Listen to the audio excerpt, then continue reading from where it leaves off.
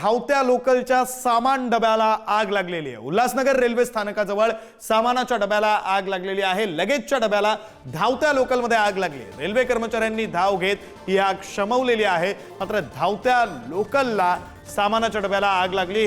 हा पसरणारा धूर आपण पाहतोय। खरं तर आग विझवण्यासाठी ज्यावेळी प्रयत्न करण्यात आले त्यानंतरची ही दृश्य आहेत। धावत्या लोकलच्या सामानाच्या डब्याला लगेज कंपार्टमेंटला आग लागली। उल्हासनगर स्टेशनच्या जवळची ही घटना आहे।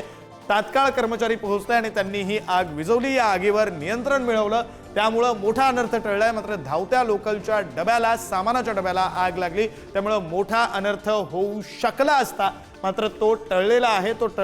तो कर्मचाऱ्यांच्या सतर्कतेमुळे वेळीच कर्मचारी पोहोचले आणि त्यांनी या आगीवर नियंत्रण मिळवलं, त्याच्यामुळे मोठा अनर्थ टळलेला आहे। उल्हासनगर रेल्वे स्थानकाजवळ हा सगळा प्रकार घडलाय।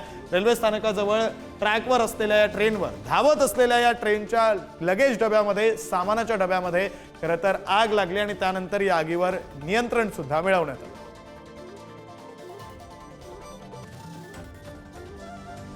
दृश्य आपण पाहतोय मुंबई लोकलमध्ये असलेला सामानाचा डब्बा, लगेज कंपार्टमेंट। या कंपार्टमेंटमध्ये लोकल धावत असताना, लोकल ट्रॅकवर असताना आग लागलेली होती। वेळीच या आगीवर नियंत्रण मिळवण्यात आलं।